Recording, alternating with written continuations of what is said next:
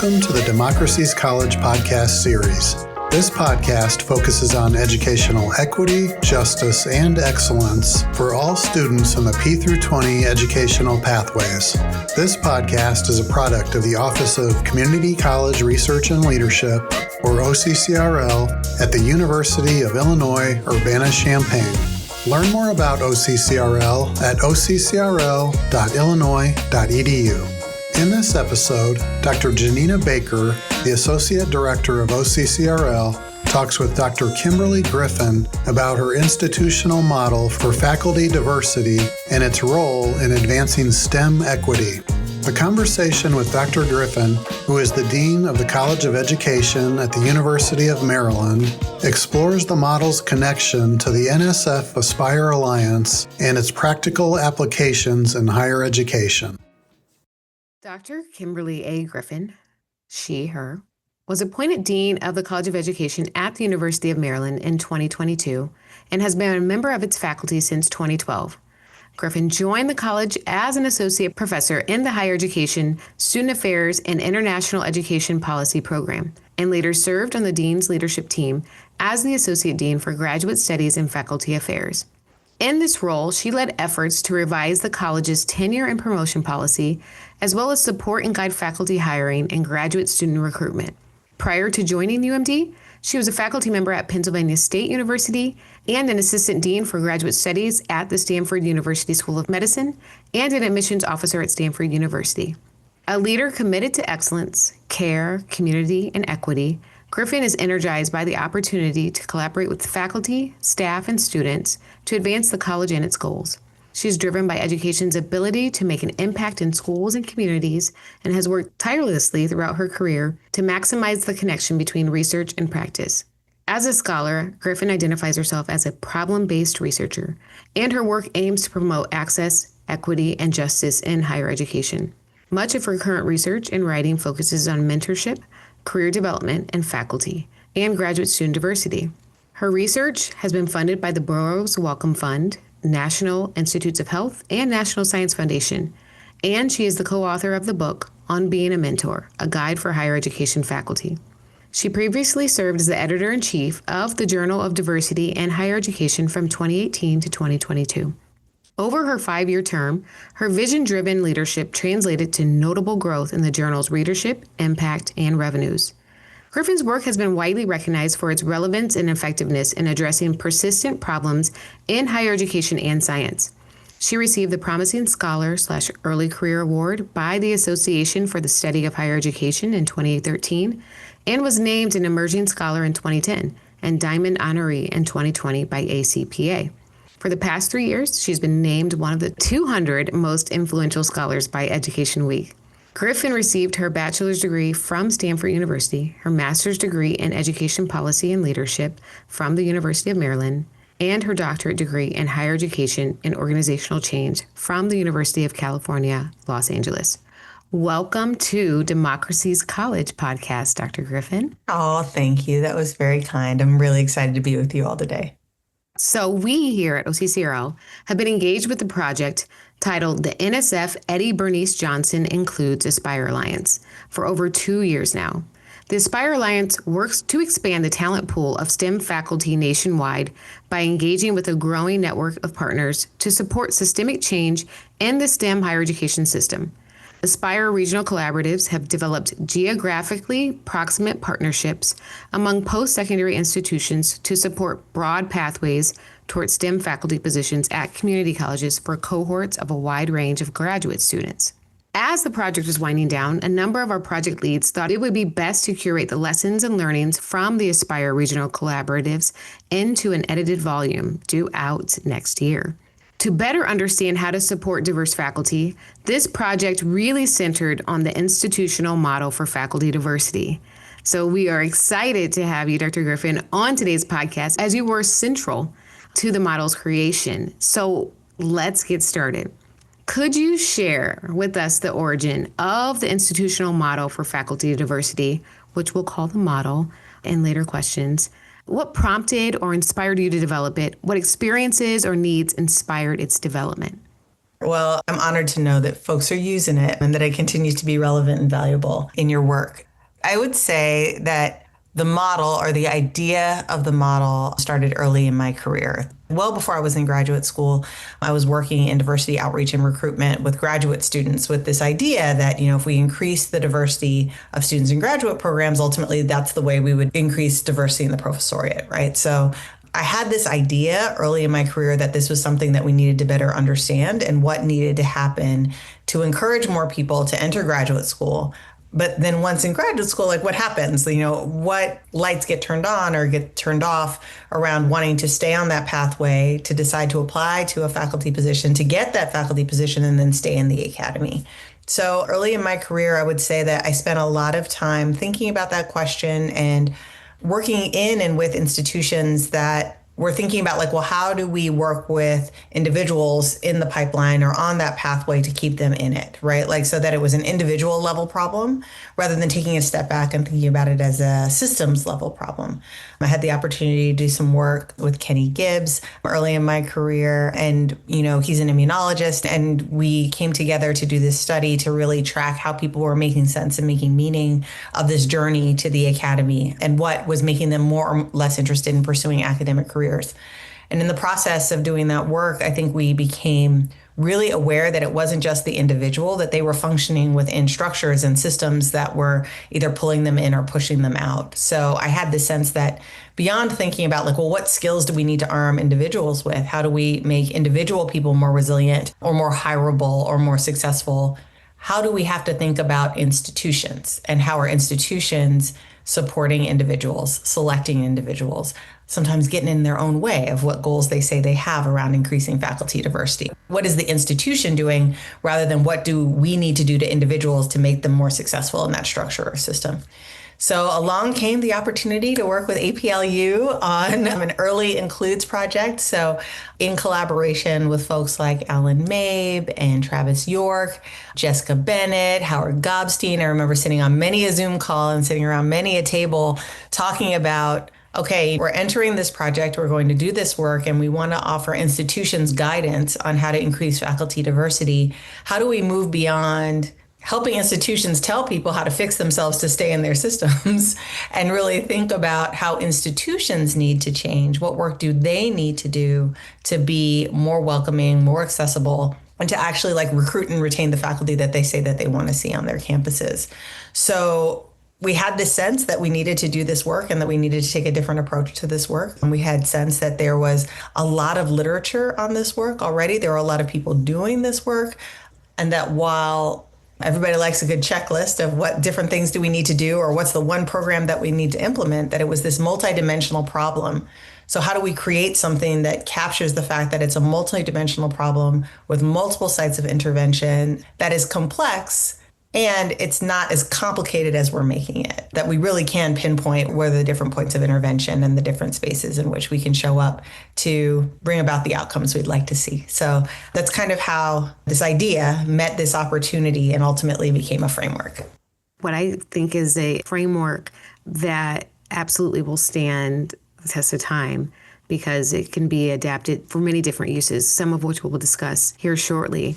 In thinking about the model and the many ways it can be used, what was your main hope or vision for its use in higher education?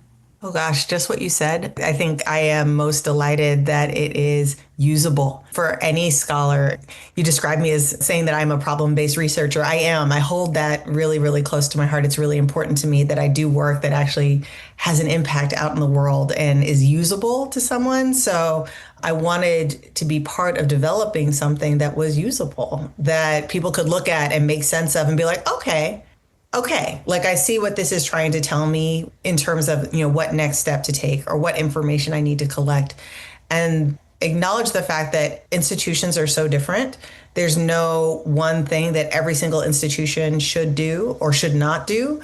But there are these different categories of intervention that we really needed to think about, and that institutions could adapt the framework in ways that made sense for their own individual context. So, the fact that people feel like it is applicable and usable, it was the goal from the beginning, for it to be something that was applicable and usable. And I think the second thing that was really important to me, particularly at this stage of my career, is that As a scholar, I certainly always have this desire to learn new things and ask new questions and, strike out on new roads of inquiry. But there are so many questions that we have in higher education practice, particularly around diversity and equity related issues, that we actually have pretty good answers to, that there are decades of research on. And when we look to higher education leaders to make decisions that are going to advance us towards those diversity and equity goals, that we may share, we don't always have the time to go back and read the decades of research that tell us what we could or what we should do. So how could I kind of try to thread the needle between offering folks the decades of research in what is still a very long article that I hope that people sometimes take the time to read, but also how do you synthesize that in an image that would give you the gist, that would be like, okay, like I see what I need to think about, and I know that it is grounded in research, it is grounded in practice, that this isn't something that someone just plucked out of the air and said like, well, this is the way it works, that multiple people took the time to really think about, well, what's the best of what we know? And how would that ultimately come together in a way that could actually inform what we do on college campuses and how we think about increasing faculty diversity in a comprehensive way? So that was my hope and my vision for the work, that people would know it was rigorous, that people would know it was thoughtful, that it was grounded in research, that it was also grounded in practice, that folks had actually tried some things and the best of what we knew about what worked was in this framework, and that it would have an impact and that people would use it. It's a great segue into our next question. Are there aspects of the model that have evolved since its initial creation? And if so, what might have prompted some of these changes? We started talking about the framework maybe in 2017, 2018. We always said that there needed to be this like comprehensive literature review that really grounded the work to show that like this was evidence-based. And so wrote that. I think I submitted it, I remember the summer of 2019. So I guess it's been about 6 years since the framework was introduced to the world. And in that time, I went and became an administrator. So I haven't really sat with the framework. I have not thought about, what I would change about it. How could it look different? And as I revisited it, as I started thinking about this conversation and preparing for our conversation today, I don't know that I would change it a whole lot, because it was developed in a way to be adaptable, to be broad, to not be so prescriptive and specific. So hopefully it will continue to be timely for long periods of time. I think there are things that I could add to it, particularly given the space and time that we're all navigating in higher education right now, that would be additionally helpful. But I think the bones of it still hold up pretty well 6 years later. Timely is appropriate. That's the one word that definitely came to mind as you've been talking through its development. And there's 4 domains within the model itself. And if you're all trying to learn more about this, we have some information on our website. We wonder, Dr. Griffin, is there one that you consider the most significant in today's socio-political climate? And are there domains that need further development? So for folks who may not have the framework in front of them, there are these 3 boxes that are all stacked on top of each other. So there's a recruitment box, there's a transition box, and there's a retention box. And it suggests that there's a relationship between those in terms of promoting faculty diversity. And then around that box, there's a larger box called institutional context. Institutional context, in my mind, is the most important one. I don't know that I always would have said that, but I think in this particular moment, institutional context matters so much. So at the time in developing the framework, when I was thinking about institutional context, I was thinking more in terms of type of institution. So is it a regional institution? Is it a research institution? Is it a community college like the community colleges that y'all have been working with and supporting through your Aspire Includes networks? What exactly is the institution that you're working within, and then the different strategies and the different pathways and what advancement looks like, what transition looks like might be very different based on institutional type. Now I'm thinking more about location, where in the country you are. What does your board look like? Is it governor appointed or is it not? Are you in a red state? Are you in a blue state? Are you in a purple state? Really understanding the context that you're working within is extremely important, because there are some states in which you can't even begin to have a conversation about diversity, equity, or inclusion. And I think for all of us, we are being pushed to consider and reconsider what our equity goals look like, what our outreach efforts can look like, should look like, given different pressures that we're under. But I really think that context is important. If I were to add something to the model now, for folks who are listening who might be familiar with the campus racial climate framework that was initially developed by Walter Allen and Alma Clayton Pedersen and Sylvia Hurtado and Jeff Milam, they have, all the things that are happening within the institution. And then they have these two factors, these two pieces that are outside of the box that have arrows in. And so basically they're suggesting that campus racial climate, all these things that are happening on campus are impacted by the government and policy context and the socio-historical context of that particular moment. And if we're not living that now, right, your ability to do this work, what it looks like, the dynamics of the work are very much influenced by the government and policy context, not only at the national level, but at the state level as well as the socio-historical context of this moment. I would add those things if I was going back to make a change to it now.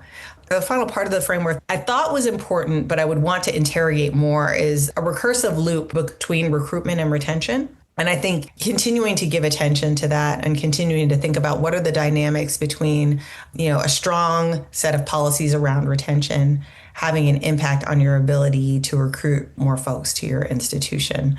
How is strong retention strategy a good recruitment strategy at the same time? I think that deserves more time and attention and unpacking.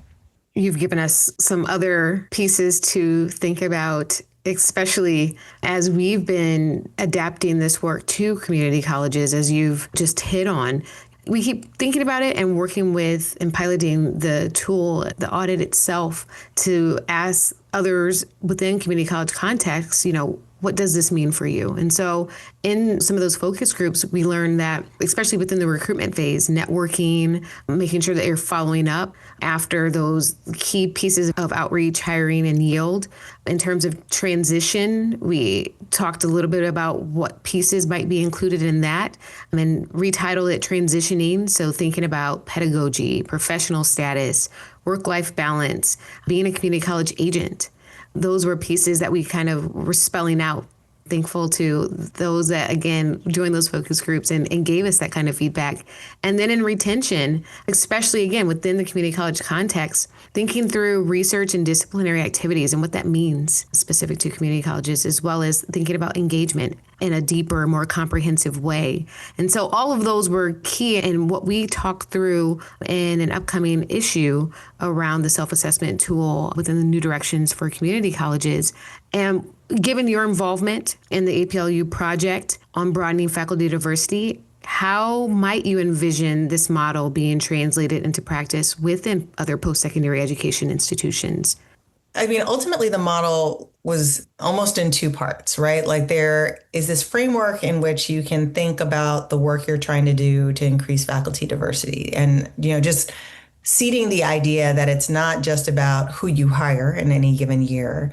It's thinking about, outreach and that hiring process, and then who you ultimately yield. I love transitioning versus transition, right? Like that it doesn't happen at one point in time, and it's not just from your previous job to your current job or from grad school to your current job. It's transitioning all different dimensions of your life and your identity into this new set of roles and into this institution. And then retention, right? Like how are we thinking about the skills that need to be developed? How do we think about, sense of belonging and connection, and how we're thinking about navigating these processes?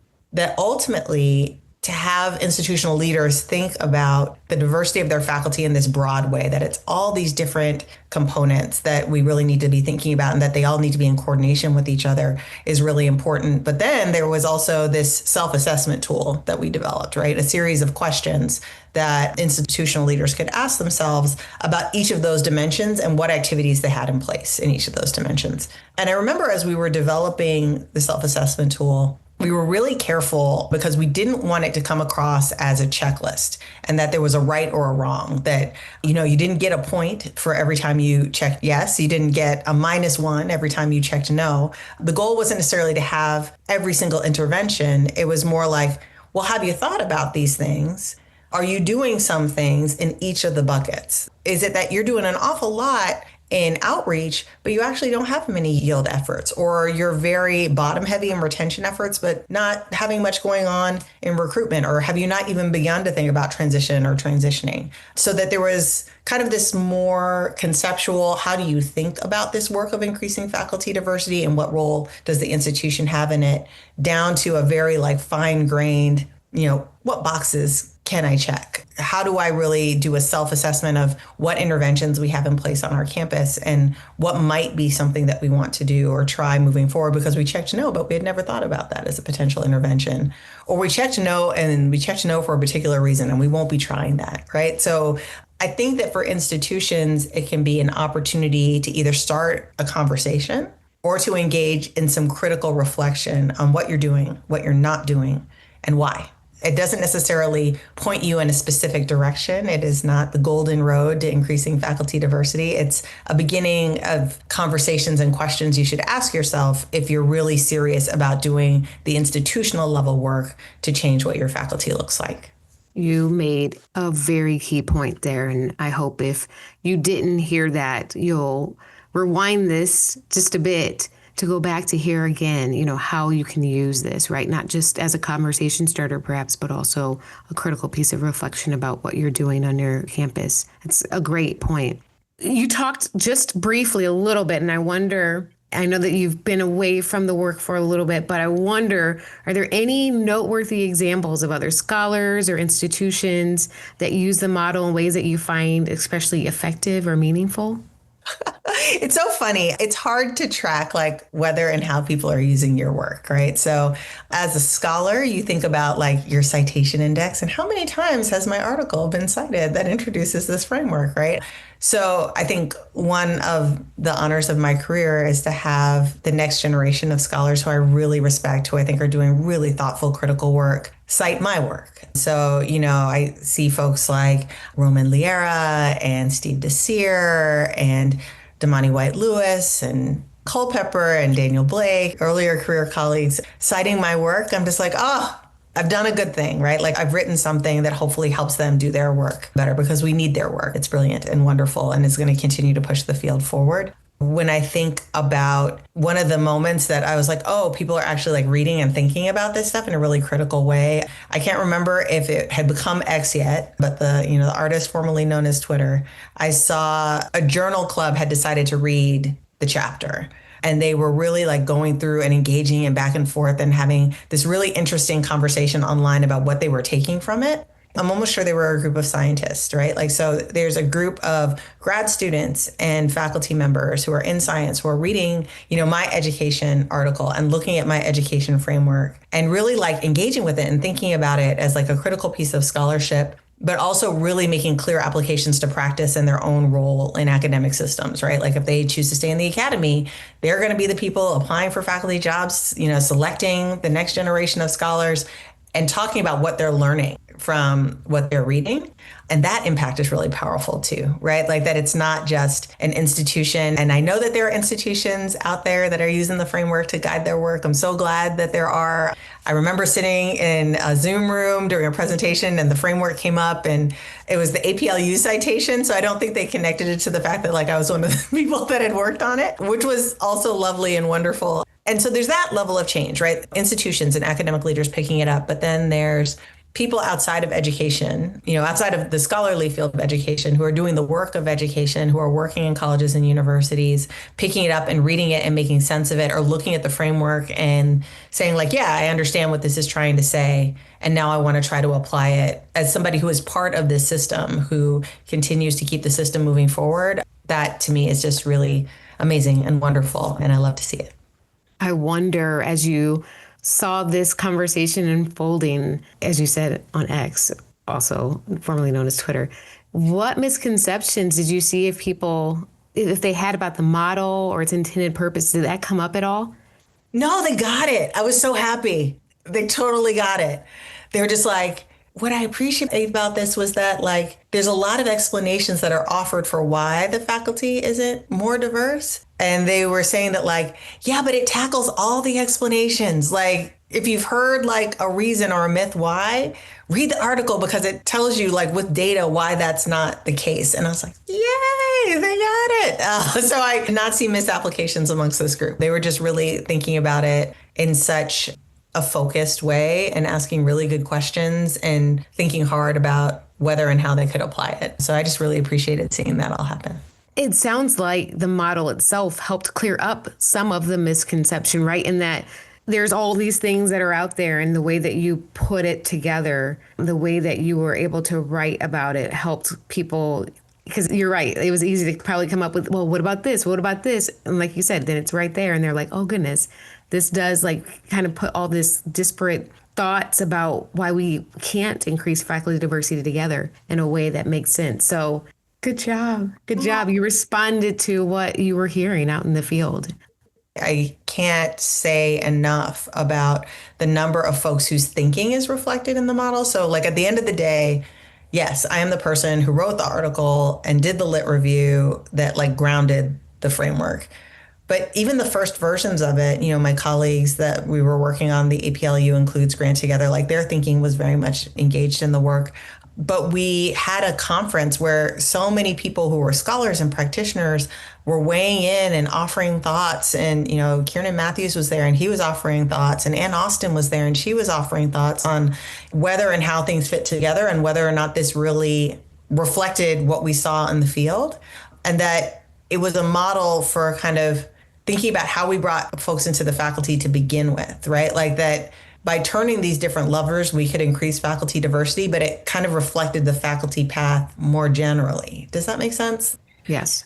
So that we kind of have to understand the system to begin with to think about like, well, how would we start to change it and adjust it if our goal was to see a more diverse community of people entering these roles, right? Like these are the different components. Like there is an outreach part. We either do it intentionally or we do it unintentionally, right? But we can do it in intentional ways where we encourage a different group of people and stay in touch with a more diverse group of people to encourage them to ultimately apply to our positions. We're always going to do hiring. We're either going to select intentionally or select unintentionally. How can we be more intentional about those selection decisions that we're making? How can we be more intentional about our yield efforts? So I think it was just more a matter of how do we look at the different components that are already there and change those structures that already exist to work towards our equity goals rather than against our equity goals. I mean, everything that you've said thus far is great advice, especially for someone who's just beginning to engage with the model. But is there any other advice that you might give to educators, other fellow administrators who are just beginning to work with this model or brand new to and found out about it today on this podcast? It can feel super overwhelming. Like I wouldn't recommend read the lit review, download the self-assessment and get started. Like that's just a lot. I would say like, look at the model and think about it. And maybe just start thinking about like a gut check of, what's here that you expected to be here and what hadn't you thought about before? What did you think about maybe as not being under your control or like, well, that's just the way that's always been, that maybe it isn't the way it's always been, right? Like just really start with the model maybe as, again, opening the door to a conversation of thinking about like, what's here that, is pretty certain that, yes, if we change that, that could help us reach our goals in terms of faculty diversity. But what here might be new or something that you hadn't thought about in that particular way? And then maybe go back and read the lit review, right? And like kind of get familiar with like, well, what is it that we already know about the barriers that exist that get in our own way? There certainly are plenty of intervention strategies that try to work with and address the candidates. But what do we know about the institutions and the structures and the systems that we're trying to get them to fit into? And what is maybe one or two things that you can change? Maybe what's one or two buckets of those? Let's see, 1, 2, 3, 4, 5, 6. There's 7 or 8 of them. Like, what's something that you could like, okay, this is something that we haven't really thought about very much. Let's focus on this for right now, right? And then moving on to another and then on to another.